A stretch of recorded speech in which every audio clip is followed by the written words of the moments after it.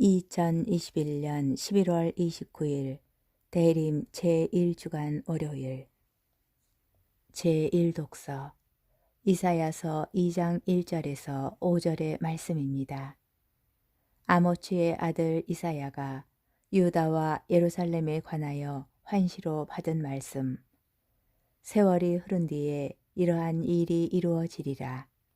주님의 집이 서 있는 산은 모든 산두르에 굳게 세워지고 언덕들보다 높이 솟아오르리라. 모든 민족들이 그리로 밀려들고 수많은 백성들이 모여오면서 말하리라. 자, 주님의 산으로 올라가자. 야곱의 하느님 집으로. 그러면 그분께서 당신의 길을 우리에게 가르치시어 우리가 그분의 길을 걷게 되리라. 이는 시온에서 가르침이 나오고 예루살렘에서 주님의 말씀이 나오기 때문이다. 그분께서 민족들 사이에 재판관이 되시고 수많은 백성들 사이에 심판관이 되시리라. 그러면 그들은 칼을 쳐서 보습을 만들고 창을 쳐서 낫을 만들리라. 한 민족이 다른 민족을 거슬러 칼을 쳐들지도 않고 다시는 전쟁을 배워 익히지도 않으리라. 야곱 집안아, 자, 주님의 빛 속에 걸어가자. 주님의 말씀입니다. 복음, 마테오복음 8장 5절에서 11절의 말씀입니다. 예수님께서 카파르나움에 들어가셨을 때에 한 백인 대장이 다가와 도움을 청하였다. 그가 이렇게 말하였다. 주님, 제 종이 중풍으로 집에 드러누워 있는데 몹시 괴로워하고 있습니다. 예수님께서 내가 가서 그를 고쳐주마 하시자 백인 대장이 대답하였다. 주님, 저는 주님을 제 지붕 아래로 모실 자격이 없습니다. 그저 한 말씀만 해 주십시오. 그러면 제 종이 나을 것입니다. 사실 저는 상관 밑에 있는 사람입니다만 제 밑으로도 군사들이 있어서 이 사람에게 가라 하면 가고 저 사람에게 오라 하면 옵니다. 또 제 노예더러 이것을 하라 하면 합니다. 이 말을 들으시고 예수님께서는 감탄하시며 당신을 따르는 이들에게 이르셨다. 내가 진실로 너희에게 말한다.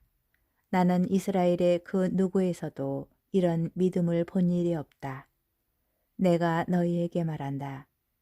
많은 사람이 동쪽과 서쪽에서 모여와 하늘나라에서 아브라함과 이삭과 야곱과 함께 잔치상에 자리 잡을 것이다. 주님의 말씀입니다. 오늘의 묵상. 기다림의 시간이 모두 같을까요? 그렇지 않습니다. 소풍 전날 잠을 이루지 못하는 아이의 기다림과 시험 전날 잠을 못 자며 공부하는 아이의 기다림은 다릅니다. 사랑하는 사람을 만나기 위한 기다림과 불편하고 어려운 사람을 만나기 위한 기다림은 다릅니다. 기다림의 시간이 행복하고 기대되는지의 여부는 누구를, 무엇을, 그리고 어떤 상황을 기다리고 있느냐에 따라 달라집니다.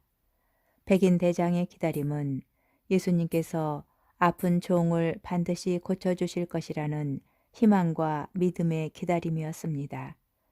그는 그 기다림의 시간 동안 자신의 처지와 자신이 할 수 있는 일들을 바라봅니다.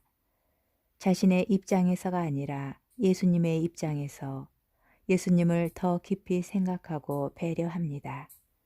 그래서 그 기다림은 사랑의 기다림입니다. 마침내 기다림의 시간이 끝나고 예수님을 만난 백인 대장은 이를 표현합니다. 주님, 제 종이 몹시 괴로워하고 있습니다.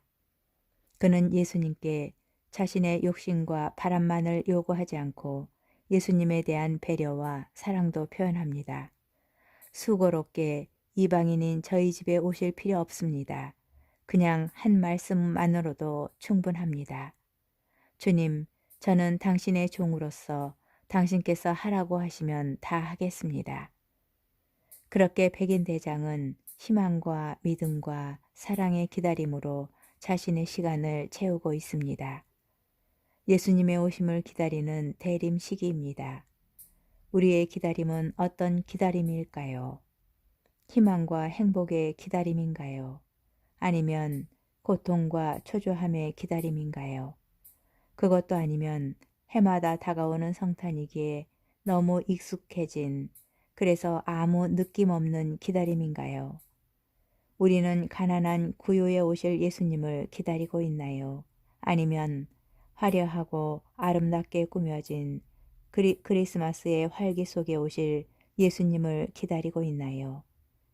어떤 기다림인지 잘 바라보아야 기다림의 시간을 어떻게 보내야 할지 알 수 있습니다. 저는 오늘도 가난하게 오신 나의 가장 가난한 마음에 오시는 예수님을 기다려 봅니다.